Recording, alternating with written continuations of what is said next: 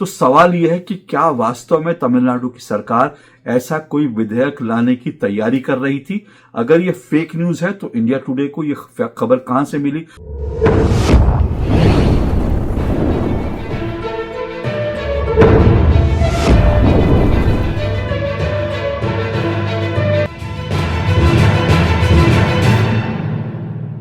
अगर आप हिंदी भाषी हैं या फिर आप हिंदी भाषी तो नहीं हैं, लेकिन उसके बावजूद आप हिंदी भाषा से प्यार करते हैं, या फिर आप हिंदी भाषी भी नहीं हैं, हिंदी भाषा से आप कोई खास प्यार भी नहीं करते, लेकिन आप उन लोगों में से हैं जिनको लगता है कि भाषा के नाम पर भारत में विवाद नहीं होना चाहिए, भाषा के नाम पर खींचातानी नहीं होनी चाहिए, भाषा के नाम पर दंगे फसाद नहीं होने चाहिए।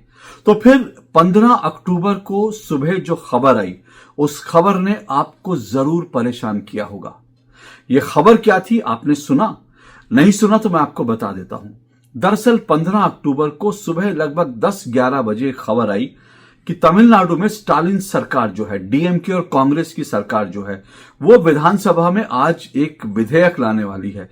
इस विधेयक के तहत तमिलनाडु के अंदर हिंदी भाषा पर बैन लगाया जाएगा। बैन किस तरह से लगाया जाएगा?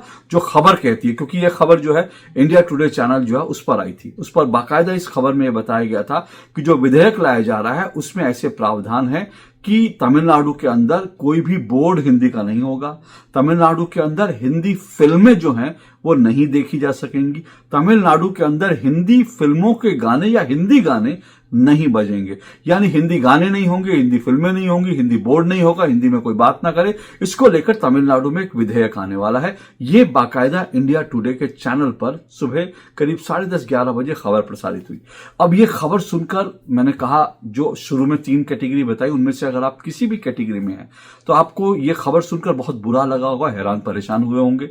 और हिंदी भाषी जो हैं, जो हिंदी से प्यार करते हैं, मेरे जैसे जो हिंदी भाषी हैं, आप जैसे जो हिंदी से प्यार करने वाले हैं, उनको तो ये खबर सुनकर खून खौल गया कि ये क्या तरीका है, मतलब आप हिंदी को इस तरह से बैन करेंगे। लेकिन हुआ क्या? हुआ ये कि दिन भर उसके बाद जो है उस खबर के डेवलपमेंट का हम इंतजार करते रहे, लेकिन विधानसभा में वो विधेयक नहीं आया, विधेयक को पेश नहीं किया गया। और उसके बाद जो है तमिलनाडु सरकार ने तो ज्यादा कुछ नहीं बोला, लेकिन जो सो कॉल्ड तमिलनाडु सरकार से जो एसोसिएटेड जो फैक्ट चेकर हैं, जुबेर का नाम आपने सुना होगा। ये फर्जी फैक्ट चेकर है, क्योंकि मेरी जो किताब है Modi versus Khan market gang, मैंने उसमें जो है जुबेर के 50 से ज्यादा फेक जो उसने न्यूज फैलाई उनका मैंने कच्चा चिट्ठा दिया है, उनका मैंने डिटेल्स दिया है। तो जो आदमी खुद फेक न्यूज फैलाता है वो फैक्ट चेकर कैसे हो सकता है? तो वो तो फर्जी फैक्ट चेकर है, खैर वो एजेंडाधारी है। तो वो, लेकिन उसने जो है इस खबर का फैक्ट चेक किया, उसने कहा ये बिल्कुल झूठी खबर है। उसका जो एक एसोसिएट, उसका एक जो हैंडल था, उसने भी दिया कि ये फेक न्यूज है और ये भक्त लोग फेक न्यूज फैला रहे हैं, ऐसा वैसा फलाना ढिमकाना। और उसके बाद तमिलनाडु सरकार से जुड़े कुछ और लोगों ने भी कहा ये फेक न्यूज है। अब मैंने कहा जुबेर का तो बनता है, क्योंकि उसको तमिलनाडु की सरकार ने, जहां वो फेक न्यूज फैलाता रहता है, लेकिन तमिलनाडु की सरकार ने उसको बाकायदा पुरस्कृत किया था। तो पुरस्कृत किया था, उपकृत किया था, तो उसको तो उपकार का बदला चुकाना है, पुरस्कार का मोल चुकाना है, तो उसको तो करना ही था। लेकिन अब ये स्पष्ट नहीं है कि दरअसल ये खबर क्या थी, सच्ची थी, झूठ थी, क्योंकि इंडिया टुडे जैसा चैनल इस खबर को ऐसे ही प्रसारित नहीं करेगा। और इंडिया टुडे चैनल पर आई और उसके बाद तमाम हलकों से, तमिलनाडु से लेकर दिल्ली तक में इसकी चर्चा होने लगी। तो सवाल यह है कि क्या वास्तव में तमिलनाडु की सरकार ऐसा कोई विधेयक लाने की तैयारी कर रही थी? अगर ये फेक न्यूज है तो इंडिया टुडे को ये खबर कहां से मिली? और ये फेक न्यूज नहीं है, इसको लेकर भी लोग बहुत सारी बातें कह रहे हैं। आपको एक ट्वीट दिखाता हूं, जो अन्नामलाई, जो तमिलनाडु में बीजेपी के अध्यक्ष रह चुके हैं, वहां के बड़े नेता हैं, पूर्व आईपीएस अधिकारी हैं, वहां पे लोकप्रिय नेता हैं, उन्होंने जब ये कहा गया कि फेक न्यूज है, ऐसी कोई नहीं, तब उन्होंने एक ट्वीट करा। उस ट्वीट में उन्होंने ये लिखा कि भाई ये तैयारी थी और ये जो है फेक न्यूज नहीं थी। और उन्होंने बाकायदा एक वीडियो भी डाली। इस वीडियो में कुछ लोग जो हैं हिंदी के जो वर्णाक्षर लिखे हुए हैं उनके प्ले कार्ड जला रहे हैं। तो उन्होंने दावा किया कि ये तो तैयारी हो गई थी और जो टीएमके के और साथ साथ कांग्रेस के भी शायद हैं कि नहीं, लेकिन डीएमके के ऊपर ज्यादा उन्होंने कहा कि डीएमके के जो तमाम वर्कर्स हैं उन्होंने तो पूरी तैयारी कर ली थी कि हिंदी का विरोध करेंगे, ऐसे जलाएंगे, प्ले कार्ड जलाएंगे, ये करेंगे, वो करेंगे, हिंदी के बोर्ड पोत देंगे। अच्छा, ये हिंदी को लेकर के जो सारा विवाद है कोई नया नहीं है। तमिलनाडु में इससे पहले भी जो है हमने देखा है हिंदी के विरोध में क्या कुछ होता रहा। हिंदी किसी के थोपने की बात नहीं है तमिलनाडु ने, बल्कि जब त्रिभाषा फॉर्मूला आया तब कई स्टेट से आवाज उठी कि हम पर थोप रहे हैं। तमिलनाडु से उठी, कर्नाटक से उठी, दक्षिण भारत राज्य, कई राज्य जो हैं उन्होंने कहा कि हिंदी हम पर थोप रहे हैं, ये है वो, जबकि उसमें हिंदी पढ़ाने के लिए कुछ भी कंपलसरी नहीं था। 3 भाषाएं कही थी, वो तीसरी भाषा कोई भी भाषा हो सकती है, वो स्टेट को चुनना था। लेकिन ये कहा कि हिंदी हम पर थोपने की कोशिश हो रही है, फलाना ढिमकाना, ये सब चीजें चलती रही। तो बहरहाल कर्नाटक में तो अभी भी हमने कुछ समय पहले देखा था, महाराष्ट्र में हम देख रहे हैं किस तरह के महाराष्ट्र में वहां पर हिंदी भाषियों की पिटाई हो रही है। तो भाषा के नाम पर इस तरह के जो नफरत फैलाने वाले लोग हैं ना, लोगों को लगा कि उसी में से स्टालिन का भी एक ये फॉर्मूला आया होगा, स्टालिन सरकार का। लेकिन अल्टीमेटली उन्होंने कहा नहीं, ये फेक न्यूज है, खराब, ये झूठ है। अब मैं कह रहा हूं कि फिर से कह रहा हूं कि फेक न्यूज अगर होती तो जो अन्नामलाई जो ट्वीट कर रहे हैं, जो वीडियो दिखा रहे हैं, उसके बारे में सरकार का क्या स्पष्टीकरण है? सरकार ने कोई स्पष्टीकरण नहीं दिया। दूसरा, अगर फेक न्यूज थी तो इंडिया टुडे को माफी मांगनी चाहिए थी। आप तो सरकार हैं, आपको तो इकबाल है, आप इंडिया टुडे से माफी मंगवाते कि ये फेक न्यूज थी। लेकिन आपने ऐसा नहीं किया। सिर्फ ट्विटर पर जो है जुबेर जैसे लोग और उनके जो चट्टे बट्टे हैं, सिर्फ वो जो निकल के कह रहे थे फेक न्यूज है, फेक न्यूज है, उससे कुछ साबित नहीं होता कि ये फेक न्यूज थी। लेकिन सवाल है, अगर फेक न्यूज नहीं थी, सच क्या है? क्योंकि विधेयक तो आया नहीं, बिल तो आया नहीं। अब सच क्या है ये कोई नहीं जानता। लेकिन आर राजगोपाल ने, एक बड़े पत्रकार हैं, दक्षिण भारत से संबंधित है, बहुत बड़े पत्रकार हैं, बहुत वरिष्ठ पत्रकार हैं, उनका एक ट्वीट देखिए और उस ट्वीट के आधार पर बाकी भी जो जानकारियां सामने आ रही हैं, अगर उससे लबोलुआब निकालें तो क्या निकलता है। दरअसल जो आर राजगोपाल कर रहे हैं, और वो जो है वो लगता है सही उनके पास जानकारी है, सटीक जानकारी है, क्योंकि वो ऐसी जानकारी नहीं देते। आर राजगोपालन भरोसे के पत्रकार हैं, बहुत पुराने विश्वस्त पत्रकार हैं, उनके ऊपर वो क्रेडिबल जर्नलिस्ट है। उन्होंने ट्वीट किया कि 11 बजे के आसपास लगभग जो है ये तैयार हो गया था, कि 11 बजे खबर आई और तमिलनाडु सरकार ये विधेयक पेश करने की तैयारी कर रही थी। ये आर राजगोपालन अपने ट्वीट में कहते हैं। लेकिन उसके बाद वो क्या कहते हैं? उसके बाद वो कहते हैं ये खबर जैसी ही आई 11 बजे, उसके बाद सरकार की तैयारी थी कि कुछ समय बाद इसको जो है हम जो है इसको विधेयक को रखेंगे।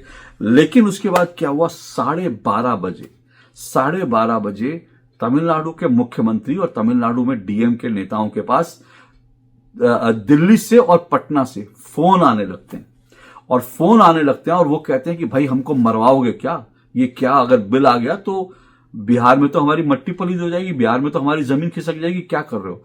और उसके बाद जो है आर राजगोपालन के ट्वीट के अनुसार उनका यह दावा है, 12:30 बजे फोन आता है और उसके बाद 12:45 पर जो है सरकार तुरंत हरकत में आती है और फिर कहती है नहीं, ये फेक न्यूज थी, ऐसा कुछ भी नहीं है, और विधेयक को जो लाया जा रहा था उसको ठंडे बस्ते में डाल दिया गया।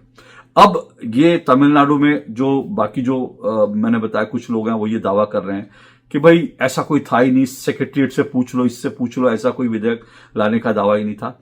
लेकिन अब इसके पीछे एक जो कहानी बताई जा रही है वो कहानी इंटरेस्टिंग है। कहानी क्या है? कहानी यह है कि तमिलनाडु में अगर इस तरह का इस वक्त जो है किसी भी स्टेट में जो इंडी गठबंधन से जुड़ा हुआ कोई स्टेट है, वहां की सरकार अगर हिंदी के खिलाफ कोई विधेयक ले आती है तो उसका क्या नतीजा होगा?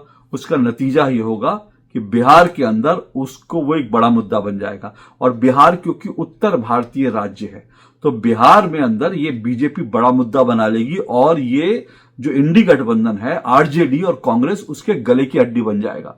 उससे ना निगलते बनेगा ना उगलते बनेगा, और उनकी लुटिया डूबनी तय है। हालांकि अभी भी उनकी लुटिया, मतलब कहना नहीं चाहिए, अभी तो चुनाव प्रचार शुरू है, अभी उनकी लुटिया अभी भी बहुत अच्छी स्थिति में नहीं है, जिस तरह से वहां सिर्फ फुटबॉल चल रही है। लेकिन अगर तमिलनाडु से ऐसा विधेयक पारित हो जाता तो उनकी लुटिया डूबना बिल्कुल तय था बिहार में, क्योंकि बिहार के लोग हिंदी पर प्रहार हो। बिहार ने तो रामधारी सिंह दिनकर जैसे दिग्गज हिंदी के कवि दिए हैं, हिंदी के मूर्धन्य साहित्यकार दिए हैं। हिंदी को लेकर के बिहार जो है वो गर्व करता है। हिंदी, भोजपुरी, मैथिली, ये सब भाषाएं जो हैं ये बिहार की अपनी भाषाएं हैं। तो बिहार में ये गले पड़ जाता मुद्दा। इसलिए जो है राजगोपालन का ऐसा मानना है और बाकी लोगों का मानना है कि दरअसल इस डर की वजह से कि बिहार में बैकफायर कर जाएगा, कांग्रेस का दबाव था, आरजेडी का दबाव था, और स्टालिन की सरकार जो ये लाने वाली थी, इसको उन्होंने ठंडे बस्ते में डाल दिया। इससे कह रहा हूं सच क्या है ये तो नहीं जानते, क्योंकि अंदर चीजें क्या चली थी क्या नहीं चली, ये तो शायद कुछ दिनों में खुलासा होगा, क्योंकि चुनाव के बाद अगर ऐसा कोई विधेयक लाने की तैयारी थी तो चुनाव के बाद देर सवेर जो है ये ऐसा विधेयक या इस तरह का कुछ ना कुछ जरूर लाया जाएगा, ये आप तय मानिए। क्योंकि तमिलनाडु में भी चुनाव होने हैं और तमिलनाडु में चुनाव में जो है भाषा मुद्दा भड़का करके तमिलनाडु में वोट मिल सकते हैं, बिहार में तो वोट कट सकते थे। तो इसीलिए जो है इंडी गठबंधन ने फिलहाल ऐसा माना जा रहा है कि ये इसके कारण ऐसा किया। अब सवाल ये उठता है, क्योंकि तमिलनाडु को लेकर पहले भी विवाद हो चुके हैं। तमिलनाडु के जो नेता जो हिंदी भाषी राज्यों को गोमूत्र राज्य कहते थे, जिन्होंने बिहारियों को टॉयलेट क्लीनर कहा था, जिन्होंने बिहारियों को रेपिस्ट कहा था, ऐसे नेताओं को कांग्रेस राहुल गांधी अपनी जो है यात्रा में ले जाकर पहले ही फंसे हुए हैं। अब अगर बैन हो जाता तो और ऐसी तैसी हो जाती। तो इसीलिए ये कहा गया है कि इसको किसी तरह से फिलहाल मैनेज कर लिया गया। तो ये चीज कुल मिलाकर सामने आ रही है। लेकिन अब देखिए कि क्या पूरा दक्षिण भारत में क्या सब हिंदी विरोधी हैं? ये मुद्दा ये समझिए ना, क्यों दक्षिण भारत से बार बार इस तरह की आवाजें उठती हैं, क्यों इस तरह से बार बार कहा जाता है। देखिए, आपको एक और तमिलनाडु के एक सुपरस्टार है, उनका आपको बयान सुनवाता हूं। इन सुपरस्टार का नाम विजयकांत है, ये भी तमिलनाडु के एक बड़े स्टार हैं। विजयकांत का एक बयान है, आप सुनिए। वो कह रहे हैं कि हिंदी भाषा सीखने से हम पिछड़ नहीं, हिंदी अगर हम बोलेंगे सीखेंगे तो पिछड़ेंगे नहीं, बल्कि ये आपके लिए नए संभावनाओं के द्वार खोल देगी। और ये तो सही बात है, मैंने आपको पहले भी बताया था, दक्षिण भारत की कई फिल्में जो हैं हिंदी में डब करी जाती हैं और उससे वो करोड़ों रुपए कमाते हैं, करोड़ों रुपए कमाते हैं। तो आप अगर इस तरह से होगा तो फिर तो सोच लीजिए कि हिंदी भाषियों को भी, मुझे लगता है कि इस पर क्या रिएक्ट करेंगे कि आप डब फिल्में हमको दिखा रहे हैं, हमसे पैसा कमा रहे हो, हमारी भाषा को आप इस तरह से ट्रीट कर रहे हैं। तो विजयकांत के कहने का भाव यही था कि हिंदी अगर हम बोलेंगे सीखेंगे तो संभावनाओं के नए द्वार खुलेंगे। तो जो फिल्म स्टार, जो बाकी राजनेता अब तक तमिलनाडु दक्षिण भारत के माने जाते थे, उनको देश भर में उनकी ख्याति होगी, देश भर में उनकी लोकप्रियता होगी, देश भर में तमिल स्टार्स की फिल्में देखी जाएंगी, तो संभावनाओं के द्वार खुलेंगे। लेकिन ये जो विजयकांत कह रहे हैं, लेकिन अब बाकी लोग जो हैं, बाकी लोग क्या मैं नहीं जानता, लेकिन विजयकांत का ये बयान आपको जरूर सुनवाता हूं, सुनिए जरा। அண்ணே, நாம மட்டும் ஹிந்தி படிச்சிருந்தா இன்னைக்கு தமிழ்நாடு இந்தியாவுக்குள்ளனே எப்படிங்க படிக்க விடாம பண்ணிட்டாங்களே. ஹிந்தி தெரியாதனால இங்க வந்து நான் கஷ்டப்பட வேண்டியது இருக்கு. ஒரு இங்கிலீஷ்காரங்க கம்பெனில வேலை பார்க்கறேன். நீங்க சொன்னதானே எனக்கு ஞாபகம் வருது. என்னம்மா அன்னை மொழி காப்போம் அனைத்து மொழியும் கற்போம்னு சொன்னீங்களே, அந்த எண்ணம் தானே எனக்கு ஞாபகம். ஏன்னா அந்த சகோதரி மாதிரி தான் நானும் அனுபவப்பட்டேன். படிப்பறிவு இல்லாம போச்சு, தமிழ்ங்கிற பண்றேன். நான் தமிழை குத்தம் சொல்ல, நம்மளுக்கு தமிழ் தேவை. தமிழ் ரெண்டு கண்கள் மாதிரி தான், நான் இல்லைன்னு சொல்ல வரல. தமிழ் நம்ம சுவாசம் மாதிரி தான், இல்லைன்னு சொல்ல. ஆனால் இன்னைக்கு இருக்க காலத்துல எல்லா மொழியும் நம்மளுக்கு தெரியணும். இன்னைக்கு டெல்லியில 2 லட்சம் தமிழர்கள் இருக்காங்க, பம்பாயில 5 லட்சம் தமிழர் இருக்காங்க.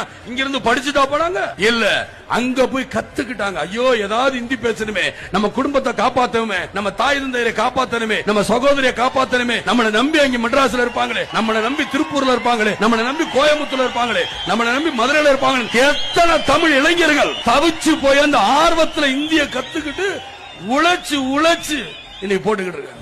இப்பொழுது மெட்ரிகுலேஷன் ஸ்கூல்ல 3வது மொழியாக இந்த ஹிந்தியை படிக்கிறாங்க. சிபிஎஸ்இ போர்டுல கேந்திரிய வித்யாலயா ஸ்கூல்ல இருக்கு. நமது அரசு பள்ளிகள்ல தான் இல்ல. இத தமிழ்நாடு அரசு தமிழ்நாடு முழுவதும் அரசு பள்ளிகள்ல அந்த மாணவர்கள்ட்ட ஒரு வாக்கெடுப்பு நடத்தினாலே உண்மை தெரிய வரும். அவங்க வீட்டு பிள்ளைகள்லாம் ஹிந்தி படிக்குது. அவங்க நடத்துற பள்ளிகளும் சிபிஎஸ்இ போர்டை தான் நடத்துறாங்க. அவங்க ஒன்னும் நம்ம ஹையர் செகண்டரி போர்டு நடத்தல. அவங்க அறிவுரை எல்லாம் அடுத்தவங்களுக்கு தான். இந்த எதிர்க்கிறவர்கள் எல்லாரையும் பாருங்க, அவர்கள் சம்பந்தப்பட்ட பள்ளிகளே அவங்க வீட்டு குழந்தைகளோ எந்த பள்ளியில் तो पूरे दक्षिण भारत में दरअसल या तमिलनाडु में भी हिंदी को हेट करने वाले नहीं है, लेकिन जो लोग पॉलिटिकल कीड़े हैं ना, जिनको इसमें वोट दिखता है, जो इस तरह से भावनाएं भड़काकर वोट लेते हैं, उनकी राजनीति जो इस तरह से होती है। लेकिन तमिलनाडु में सब लोग नहीं है विरोधी। ये मैंने आपको जो है विजयकांत का बयान सुना। लेकिन अब इंटरेस्टिंग बात सुनिए, आंध्र प्रदेश वो भी तो दक्षिण भारतीय राज्य है, लेकिन आंध्र प्रदेश में पिछले दिनों जब प्रधानमंत्री नरेंद्र मोदी आंध्र प्रदेश गए तो वहां की एक सभा के अंदर चंद्रबाबू नायडू ने हिंदी में थोड़ी सी बात रखी। अपना भाषण में उन्होंने हिंदी भाषा बोली। तो वो क्या कर रहे हैं कि वो बिहार को एक मैसेज दे रहे हैं कि भाई एनडीए वहां जीतनी चाहिए, क्योंकि चंद्रबाबू नायडू और जो नीतीश कुमार है, दोनों एनडीए के प्रमुख घटक हैं।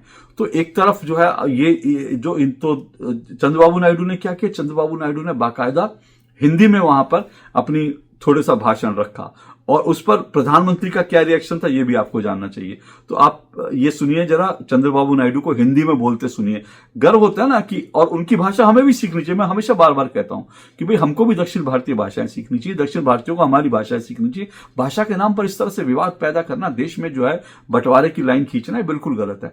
तो इस लाइन को जो एक तरफ जो है कुछ लोग जो है इंडी गठबंधन के कुछ लोग जो इस लाइन को खींचने की कोशिश कर रहे थे, वहीं चंद्रबाबू नायडू ने इस लाइन को मिटाने की बहुत बड़ी कोशिश की। सुनिए चंद्रबाबू नायडू को।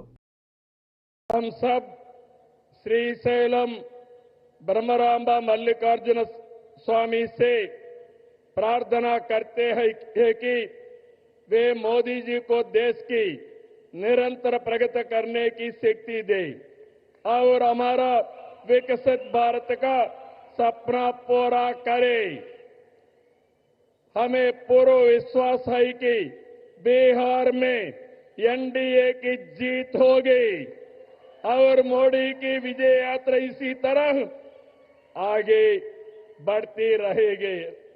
देखा चंद्रबाबू नायडू हिंदी में, अब उनकी हिंदी जैसी भी है, वो दक्षिण भारतीय नेता हैं, हिंदी उनकी अच्छी नहीं, लेकिन उन्होंने बोला तो सही।